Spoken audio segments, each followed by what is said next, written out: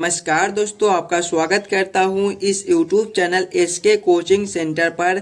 दोस्तों आज हम लोग रीजनिंग के एक और नए पार्ट को देखने वाले हैं। ये रीजनिंग का पार्ट नंबर 47 होने वाला है। अगर आप इससे पहले वाले पार्ट नहीं देखे होंगे तो जाकर देख लीजिएगा। इस पार्ट के अंदर आज हम लोग रीजनिंग के 15 इम्पोर्टेंट क्वेश्चन को देखने वाले हैं, जो कि आपको आने वाले आगामी सभी परीक्षाओं के लिए महत्वपूर्ण होने वाला है। सभी क्वेश्चन इम्पोर्टेंट क्वेश्चन है जो बार बार आपको एग्जाम में पूछे जाते हैं या फिर आने की संभावनाएं रहती है। तो सभी क्वेश्चन को पहले आप लोग खुद से जरूर सॉल्व करने की कोशिश कीजिएगा। आपको आने वाले आगामी सभी परीक्षाओं के लिए ये सारे प्रश्न महत्वपूर्ण होने वाले हैं। तो चलिए हम लोग 1 नंबर क्वेश्चन की ओर चलते हैं। तो ये रहा 1 नंबर क्वेश्चन। 1 नंबर क्वेश्चन कह रहा है, नीचे दिए गए प्रश्न में संबंधित संख्या को चुनिए। प्रश्न आपको कह रहा है जिस प्रकार से 13 का संबंध 27 के साथ है, ये 13 से 27 लिख रहा है, उसी प्रकार से आपसे पूछ रहा है 31 से कौन सा संख्या बनेगा जो इस वाले क्वेश्चन मार्क पे भरे जाएंगे। बहुत ही इंपॉर्टेंट क्वेश्चन है, नंबर एनालॉजी रीजनिंग के प्रश्न है। इस प्रकार के प्रश्न आपको सभी एग्जाम में देखने को मिल जाएंगे। तो पहले आप लोग खुद से जरूर सॉल्व करने की कोशिश कीजिएगा। ये 13 से 27 कैसे लिख रहा है, हम लोग 13 से 27 कैसे ला सकते हैं। देखिएगा, अगर हम लोग 13 गुना 2 पहले कर देंगे तो हमारे कितने हो जाएंगे, 26 हो जाएंगे। 26 में एक ऊपर से जोड़ते हैं तो हमारा 27 बन जाएगा। वही सेम अगर हम लोग इसमें करेंगे, संख्या हमारा 31 है तो वही सेम करना है, पहले गुना 2 करेंगे तो हमारे कितने हो जाएंगे, 62। इसमें प्लस 1 ऊपर से किए थे तो इसमें भी प्लस 1 करेंगे, 62 प्लस 1 करेंगे तो हमारे 63 हो जाएंगे। 63 आपका किसी ऑप्शन में है, ऑप्शन नंबर ए में दिया गया है मेरे भाई, जो कि हमारे सही उत्तर हो जाएंगे। इस वाले क्वेश्चन मार्क पे आपका 63 भरा जाएगा। क्लियर है। चलिए अगले प्रश्न की ओर हम लोग चलेंगे, क्वेश्चन नंबर 2 की ओर। ये रहा क्वेश्चन नंबर 2। क्वेश्चन नंबर 2 कह रहा है नीचे दिए गए प्रश्न में संबंधित शब्द को चुनिए। इस बार आपको संबंधित शब्द चुनने के लिए बोला है। प्रश्न आपको कह रहा है जिस प्रकार से लोहा का संबंध धातु के साथ है, ये लोहा से धातु लिख रहा है, उसी प्रकार से आपसे पूछा जा रहा है ऑक्सीजन से कौन सा शब्द बनेगा जो इस वाले क्वेश्चन मार्क पे भरे जाएंगे। सबसे पहले आप लोग ये सोचिएगा, ये लोहा से धातु कैसे लिख रहा है, लोहा से धातु कैसे संबंधित है। उसी प्रकार से हम लोग सोचेंगे हमारा ऑक्सीजन से कौन सा शब्द संबंधित होगा जो इस वाले क्वेश्चन मार्क पे भरे जाएंगे। पहले आप लोग खुद से जरूर सॉल्व करने की कोशिश कीजिएगा, ऑक्सीजन से कौन सा शब्द आपका संबंधित होगा। देखिए लोहा क्या होता है, लोहा एक धातु है, तो लोहा से धातु लिखा हुआ है। उसी प्रकार से मेरे भाई हम लोग देखेंगे तो ऑक्सीजन हमारे क्या होती हैं, ऑक्सीजन एक गैस होती हैं, यानी कि इस वाले क्वेश्चन मार्क पे आपका क्या भरा जाएगा, गैस भरा जाएगा। गैस आपका कौन सा ऑप्शन में है, ऑप्शन नंबर बी में दिया गया है, जो कि हमारे सही उत्तर हो जाएंगे। जिस प्रकार से लोहा एक धातु है, उसी प्रकार से ऑक्सीजन एक गैस है। क्वेश्चन नंबर 2 का आपका ऑप्शन बी जो है वो सही हो जाएगा। चलिए अगले प्रश्न की ओर हम लोग चलेंगे, क्वेश्चन नंबर 3 की ओर। ये रहा क्वेश्चन नंबर 3। क्वेश्चन नंबर 3 आपको कह रहा है लुप्त संख्या ज्ञात करें। मिसिंग नंबर से रिलेटेड क्वेश्चन आपका यहाँ पर क्वेश्चन मार्क है। इन्हीं क्वेश्चन मार्क पे कौन सी संख्या भरी जाएगी ये आपसे पूछ रहा है। जब भी आपको मिसिंग नंबर से रिलेटेड क्वेश्चन देखने को मिले तो सबसे पहले आप क्वेश्चन को, पैटर्न को समझने की कोशिश कीजिएगा। आपका किस प्रकार का प्रश्न है, इसे हम लोग कैसे जल्द से जल्द सॉल्व कर सकते हैं। देखिएगा, अगर इस साइड से तो आपका बड़ा बड़ा संख्या दिया गया है, 391 है, 756 है, यानी कि ऐसे प्रश्न को पहले हम लोग इस लाइन से सॉल्व करने की कोशिश करेंगे। 28 और 27 से 756 कैसे लिख रहा है, 17 और 23 से 391 कैसे लिख रहा है। उसी प्रकार से हम लोग सोचेंगे हमारा 16 और 21 से कौन सा संख्या बनेगा जो इस वाले क्वेश्चन मार्क पे भरे जाएंगे। पहले आप लोग खुद से जरूर सॉल्व करने की कोशिश कीजिएगा। देखिए 28 और 27 से हमें 756 लाना है। क्या करेंगे दोनों संख्या को, अगर हम लोग 28 गुना 27 कर देते हैं तो हमारा कितना बन जाएगा, 756 बन जाएगा। आप लोग गुना करके देख लीजिएगा, 28 गुना 27 आपका 756 होता है। यहाँ पर आपका लिखा हुआ है। वही सेम अगर हम लोग इसमें करेंगे, 17 और 23 दिया गया है, पहले 17 गुना 23 हम लोग करेंगे तो हमारे कितने बन जाएंगे, 17 गुना 23 हमारे जो है वो 391 होते हैं। आप लोग गुना करके देख लीजिएगा। 17 गुना 23 आपके 391 होते हैं। देखिए 391 आपका यहाँ पर लिखा हुआ है, यानी कि इसी प्रकार से इस प्रश्न को हम लोग सॉल्व कर सकते हैं। तो वही सेम हम लोग इसमें करेंगे, दोनों संख्या को आपस में गुना कर लेंगे। 16 गुना 21 करेंगे तो हमारे कितने हो जाएंगे, 16 गुना 21 हमारे जो है वो 336 हो जाएंगे। 336 आपका कौन सा ऑप्शन में है, ऑप्शन नंबर सी में दिया गया है, जो कि हमारे सही उत्तर हो जाएंगे। इस वाले क्वेश्चन मार्क पे मेरे भाई 336 भरे जाएंगे। क्लियर है, सभी क्वेश्चन इंपॉर्टेंट क्वेश्चन है। कुछ इसी प्रकार के प्रश्न आपको सभी एग्जाम में देखने को मिल जाएंगे। तो पहले आप लोग खुद से ज़रूर सॉल्व करने की कोशिश कीजिएगा। और जितने भी बच्चे इस YouTube चैनल पर नए हो, चैनल को सब्सक्राइब और वीडियो को लाइक ज़रूर कर दीजिएगा। और ज़्यादा से ज़्यादा वीडियो को शेयर कीजिएगा ताकि और बच्चे तक पहुंच सके। चलिए अगले प्रश्न की ओर हम लोग चलेंगे, क्वेश्चन नंबर 4 की ओर। ये रहा क्वेश्चन नंबर 4। क्वेश्चन नंबर 4 कह रहा है किसी कोड भाषा में जोड़ का मतलब गुना है, घटाव का मतलब जोड़ है, गुना का मतलब भाग है और भाग का मतलब घटाव है। निम्नलिखित प्रश्न का उत्तर क्या है। प्रश्न आपका 27 गुना 3 भागा 30 जोड़ 5 घटाव 125 बराबर क्वेश्चन मार्क। इन्हीं क्वेश्चन मार्क पे कौन सी संख्या भरी जाएगी, ये आप लोगों से पूछ रहा है। पहले आप लोग खुद से ज़रूर सॉल्व करने की कोशिश कीजिएगा मेरे भाई। जब भी आपको इस प्रकार के प्रश्न देखने को मिले तो सबसे पहले आप लोग प्रश्न को ध्यान से पढ़िएगा और समझने की कोशिश कीजिएगा प्रश्न आपको क्या कह रहा है। देखिए प्रश्न कह रहा है कि जोड़ का मतलब गुना दिया गया है, यानी कि जहाँ पे जोड़ का चिन्ह है वहाँ पे हम लोग गुना के चिन्ह को रखेंगे। घटाव का मतलब आपका जोड़ है, यानी कि जहाँ पे घटाव का चिन्ह है वहाँ पे हम लोग जोड़ के चिन्ह को रखेंगे।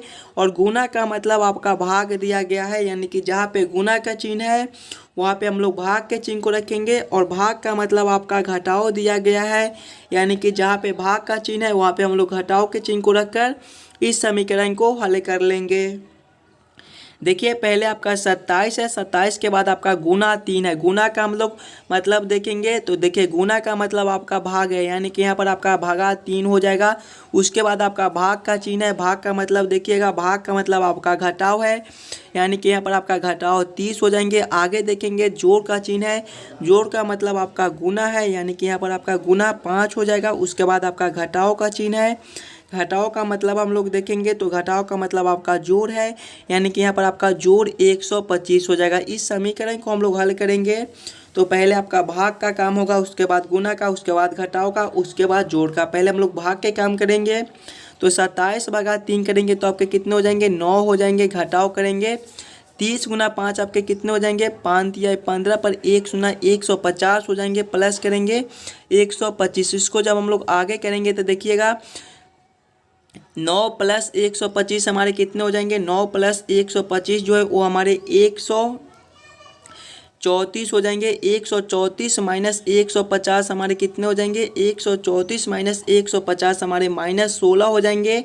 -16 आपका कौन सा ऑप्शन में है, ऑप्शन नंबर डी में दिया गया है, जो कि हमारे सही उत्तर हो जाएंगे। इस वाले क्वेश्चन मार्क पे आपका -16 भरा जाएगा। क्लियर है। अगर आपको किसी भी प्रश्न में कहीं पर भी कोई दिक्कत हो तो हमें कमेंट भी करते चलिएगा। चलिए अगले प्रश्न की ओर हम लोग चलेंगे, क्वेश्चन नंबर 5 की ओर। नंबर 5 आपको कह रहा है नीचे दिए गए निम्नलिखित शब्दों का सही क्रम बताए। 1 में आपका घुटने के बल चलना, 2 में आपका बैठना, 3 में है दौड़ना, 4 में आपका खड़ा होना और 5 में आपका चलना का सही क्रम क्या हो जाएगा, ये आप लोगों से पूछ रहा है। पहले आप लोग खुद से ज़रूर सॉल्व करने की कोशिश कीजिएगा। इस प्रकार के भी प्रश्न आपको सभी एग्जाम में देखने को मिल जाएंगे। देखिएगा घुटने के बल चलना, बैठना, दौड़ना, खड़े होना और चलना का सही क्रम क्या हो जाएगा। इसमें सबसे पहले जो है वो आपके घुटने के बल चलना हो जाएंगे, यानी कि 1 नंबर हो जाएंगे।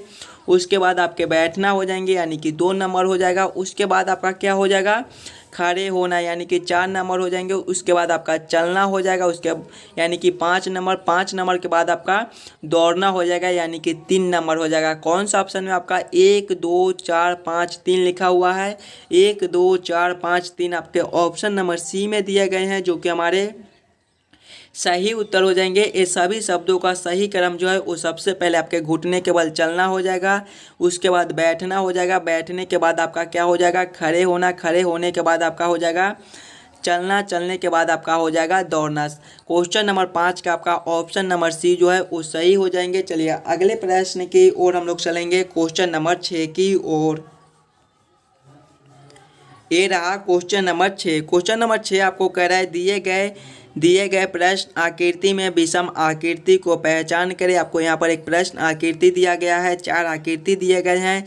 इन्हीं चारों आकृति में सबसे अलग आकृति कौन सा है, ये आप लोगों से पूछ रहा है। पहले आप लोग सभी आकृति को ध्यान से देखिएगा और समझने की कोशिश कीजिएगा कि ये चारों आकृति में आपका सबसे अलग आकृति कौन सा दिया गया है। ध्यान से देखिएगा। तो आकृति ए में देखिए 1 2 3 खंड है। आकृति बी में देखिएगा 1 2 3 4 खंड है। आकृति सी में देखिएगा तो 1 2 3 4 खंड है। आकृति डी में देखिएगा तो 1 2 3 4 खंड है। देखिएगा सभी में 4 खंड दिए गए हैं, लेकिन आकृति ए में देखिएगा सिर्फ 3 खंड दिए गए हैं। यानी कि सबसे अलग आकृति आपका ऑप्शन ए हो जाएगा। क्वेश्चन नंबर 6 का आपका ऑप्शन ए जो है वो विषम आकृति हो जाएंगे। क्लियर है।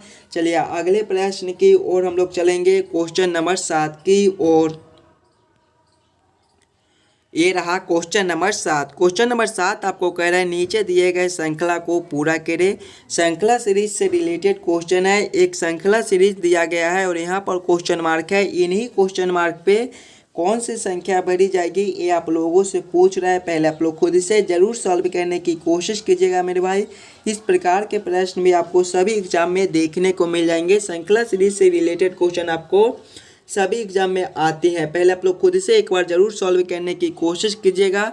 जब भी हमें इस प्रकार के श्रृंखला सीरीज से रिलेटेड क्वेश्चन देखने को मिले तो सबसे पहले हम लोग श्रृंखला को ध्यान से देखेंगे।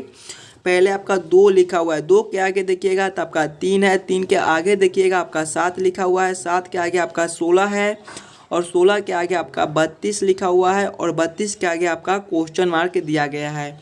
ध्यान से देखिएगा श्रृंखला को। तो श्रृंखला आपका ऊपर की ओर बढ़ रहा है। जब भी हमें इस प्रकार के श्रृंखला देखने को मिले तो सबसे पहले हम लोग अंतर को निकालेंगे। देखिएगा 2 से 3 लिखा हुआ है, इसमें आपका +1 का अंतर हो जाएगा। 3 से 7 है, इसमें आपके +4 के अंतर हो जाएंगे। 7 से 16 है, इसमें आपके +9 के अंतर हो जाएंगे। आगे देखेंगे 16 से 32 है, इसमें आपके +16 के अंतर हो जाएंगे। अंतर को देखेंगे 1 का है, 4 का है, 9 का है, 16 का है।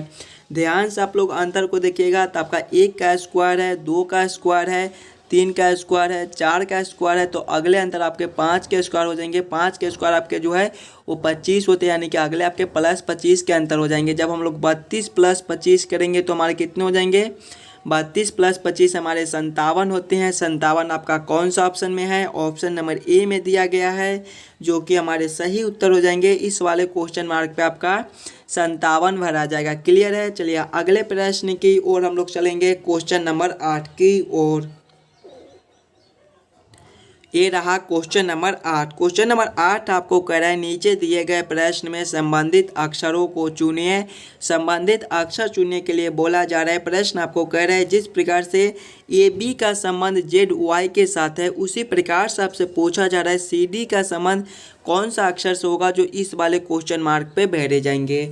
इस प्रश्न को पहले आप लोग खुद से ज़रूर सॉल्व करने की कोशिश कीजिएगा। AB से ZY कैसे लिख रहा है उसी प्रकार से आप लोग सोचिएगा CD से आपका कौन सा अक्षर बनेगा जो इस वाले क्वेश्चन मार्क पे भरे जाएंगे। जब भी आपको इस प्रकार के प्रश्न देखने को मिले तो सबसे पहले आप लोग ये सोचिएगा AB से ZY कैसे लिख रहा है। देखिए पहले आपका क्या है, AB है और इससे क्या लिखा हुआ है, ZY लिखा हुआ है। ध्यान से देखिएगा सिंगल अक्षर को, तो A से Z लिखा हुआ है। A का विपरीत अक्षर Z होता है। विपरीत अक्षर आप लोग ऐसे भी निकाल सकते हो कि दोनों संख्याओं का योग 27 होना चाहिए। जैसे दोनों अक्षरों का योग 27 होना चाहिए। जैसे A आपका पहले नंबर पर आता है और Z आपके 26वें पर आता है, दोनों को जोड़ेंगे तो 27 हो जाएगा। तो A का विपरीत आपका Z हो जाएगा। उसी प्रकार से हम लोग देखेंगे तो B से Y है, B आपके दूसरे नंबर पर आते हैं, Y आपके 25वें पर आते हैं, दोनों को जोड़ेंगे आपस में तो 27। B का विपरीत आपका वाई दिया गया है, यानी कि विपरीत अक्षर का यूज किया गया है, वही सेम हम लोग इसमें करेंगे। हमारा सी है तो सी का विपरीत हमारा क्या हो जाएगा,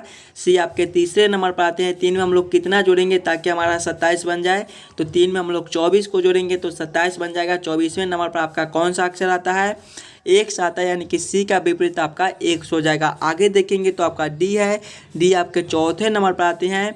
4 में हम लोग कितना जोड़ेंगे ताकि 27 बन जाए, तो 4 में हम लोग 23 को जोड़ेंगे तो 27 बन जाएगा, यानी कि 4 का विपरीत अक्षर जो है वो डब्लू हो जाएंगे।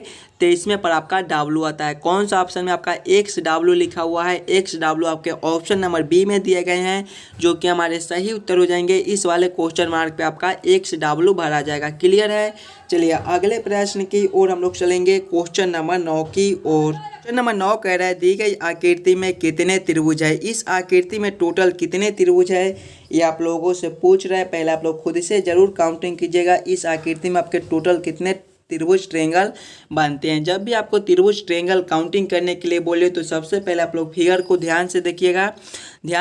तो सबसे पहले आपका यहाँ से यहाँ तक एक चतुर्भुज दिया गया है और यहाँ से लेकर यहाँ तक भी एक चतुर्भुज दिया गया है। जब भी आपको चतुर्भुज में त्रिभुज काउंट करने के लिए बोले तो हम लोग कौन सा ट्रिक यूज करते हैं, पहले छोटे छोटे खंड को काउंट कर लेते हैं और उसमें 2 से गुना कर देते हैं।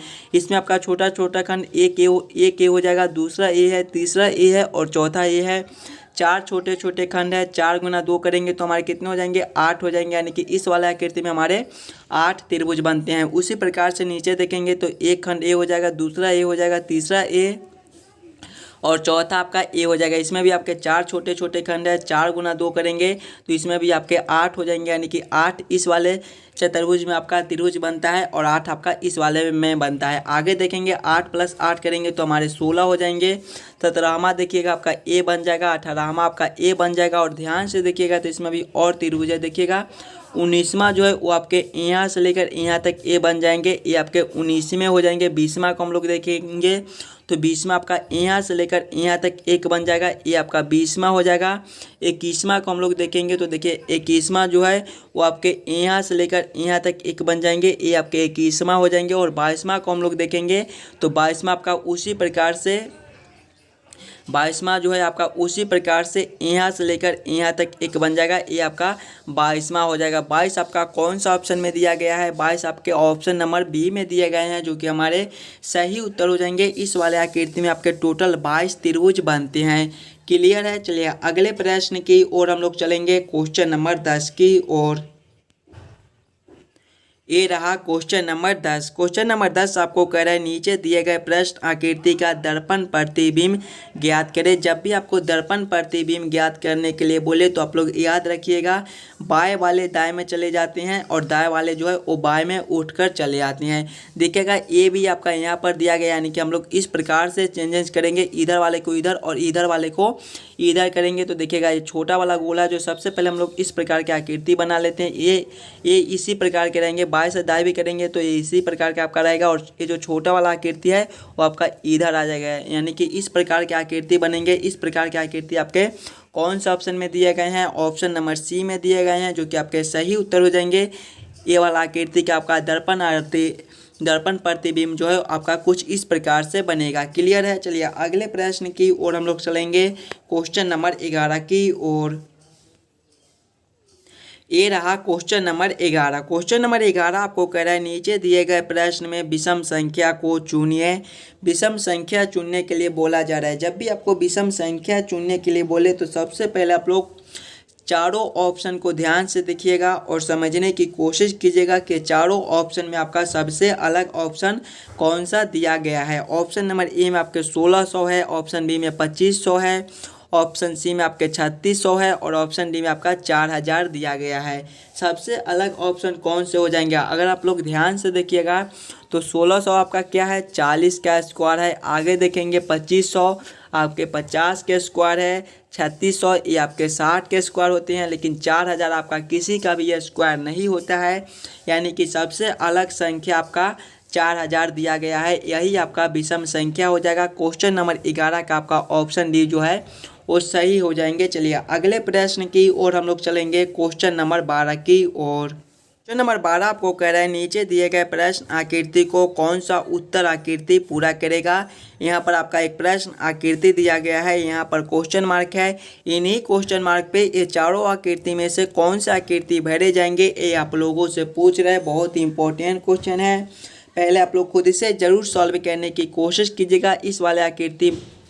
इस वाले क्वेश्चन मार्क पे आपका कौन सा आकृति भरा जाएगा। जब भी आपको इस प्रकार के प्रश्न देखने को मिले तो सबसे पहले आप लोग ये दोनों आकृति को ध्यान से देखिएगा और समझने की कोशिश कीजिएगा ये दोनों आकृति आपस में कैसे संबंधित है। उसी प्रकार से आप लोग सोचिएगा ये वाले आकृति से आपके कौन से आकृति संबंधित होंगे। देखिए इस वाले आकृति और इस वाले आकृति में देखेंगे तो आकृति आपका एक ही प्रकार का है, बस छोटे छोटे गोला को देखिएगा 180 डिग्री घुमाकर इस साइड कर दिया गया है। उसी प्रकार से इस वाले आकृति को हम लोग देखेंगे तो आपका आकृति इसी प्रकार का बनेगा, बस गोले को आप लोग 180 डिग्री घुमा दीजिएगा, यानी कि आकृति आपका आप कुछ इस प्रकार के बन जाएंगे। गोले आप ऊपर है तो गोले आपके दोनों नीचे हो जाएंगे और कुछ इस प्रकार के जो लाइन खींचे हैं वो इसी प्रकार के लाइन रह जाएंगे। इस प्रकार के आकृति अब इस वाले क्वेश्चन मार्क पे आपके भरे जाएंगे। इस प्रकार के आकृति आपके कौन से ऑप्शन में है मेरे भाई, ऑप्शन नंबर बी में दिए गए हैं, जो कि आपके सही उत्तर हो जाएंगे। इस वाले क्वेश्चन मार्क पे आपके कुछ इस प्रकार के आकृति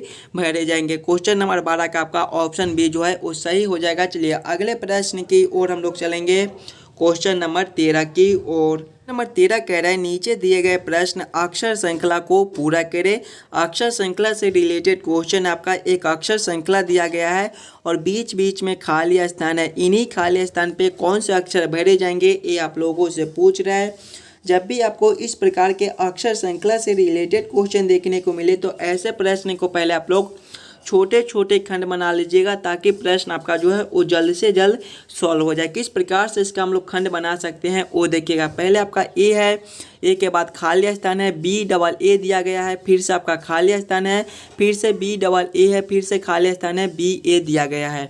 अगर आप लोग ध्यान से देखिएगा तो पहले आपका ए है, उसके बाद खाली स्थान है और इधर देखिए बी ए दिया गया है, यानी कि इस वाले खाली स्थान पर हम लोग फिर से बी को भर देते हैं तो हमारा बी ए डबल बी ए यहाँ तक एक खंड हम लोग ले लेंगे। आगे देखेंगे तो फिर से आपका ए है, इधर देखिए खाली स्थान है और इधर आपका फिर से बी दिया गया है, यानी कि अगर हम लोग इस वाले खाली स्थान पे फिर से बी को भर देते हैं तो आपका ए डबल बी ए यहाँ तक एक खंड और बन जाएगा। आगे आप लोग देखिएगा तो आपका ए है, खाली स्थान है, बी ए दिया गया है, यानी कि इस वाले खाली स्थान पर आपका फिर से बी भरा जाएगा तो आपका ए डबल बी ए खंड ए और बन जाएगा। खंड को आप लोग देखिएगा तो पहले आपका ए है, उसके बाद डबल बी है, उसके बाद ए दिया गया है। आगे देखिएगा तो इसी प्रकार से आपका ए है, डबल बी है, फिर से आपका ए दिया गया है। आगे देखिएगा तो फिर से आपका ए है, डबल बी है और ए दिया गया है। हम लोग अब ए देखेंगे कि क्या क्या भरे हैं। पहले हम लोग बी को भरे हैं, फिर से बी को भरे हैं, फिर से हम लोग बी को भरे हैं। कौन सा ऑप्शन में आपका बी दिया गया है। बी आपके ऑप्शन नंबर बी में दिए गए हैं, जो कि हमारे सही उत्तर हो जाएंगे। ये सारे खाली स्थान पे आपका बी भरा जाएगा। क्लियर है। क्वेश्चन नंबर 13 का आपका ऑप्शन बी जो है वो सही हो जाएंगे। चलिए अगले प्रश्न की ओर हम लोग चलेंगे, क्वेश्चन नंबर 14 की ओर। क्वेश्चन नंबर 14 आपको कह रहा है नीचे दिए गए प्रश्न में संबंधित आकृति को चयन करें। संबंधित आकृति चुनने के लिए बोला जा रहा है। जिस प्रकार से ए वाले आकृति से ए वाले आकृति संबंधित है मेरे भाई, उसी प्रकार से आप लोगों से पूछा जा रहा है इस वाले आकृति से कौन से आकृति संबंधित होंगे जो इस वाले क्वेश्चन मार्क पे भरे जाएंगे। सबसे पहले आप लोग ये दोनों आकृति को ध्यान से देखिएगा और समझने की कोशिश कीजिएगा ये दोनों आकृति आपस में कैसे संबंधित है। इसी प्रकार से हम लोग सोचेंगे हमारे इस वाले आकृति से कौन से आकृति संबंधित होंगे। अगर आप लोग ध्यान से देखिएगा ए वाले आकृति और ए वाले आकृति को, तो ए वाला आकृति का जो है वो दर्पण प्रतिबिंब ए वाला आकृति दिया गया है।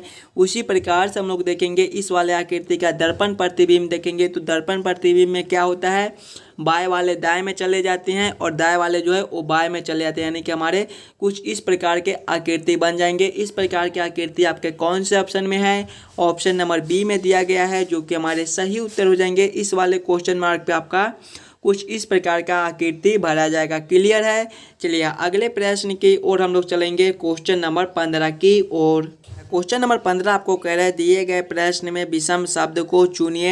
ये प्रश्न आपको होमवर्क के तौर पे छोड़ा जाता है। इस प्रश्न को आप लोग खुद से सॉल्व कीजिएगा और आंसर कमेंट कीजिएगा। ये प्रश्न को आप अगले पार्ट में हम करा देंगे। और जितने भी बच्चे इस यूट्यूब चैनल पर नए हो चैनल को सब्सक्राइब और वीडियो को लाइक जरूर कर दीजिएगा और ज़्यादा से ज़्यादा वीडियो को शेयर कीजिएगा ताकि और बच्चे तक पहुंच सके। चलिए मिलते हैं हम आपसे अगले वीडियो में। धन्यवाद।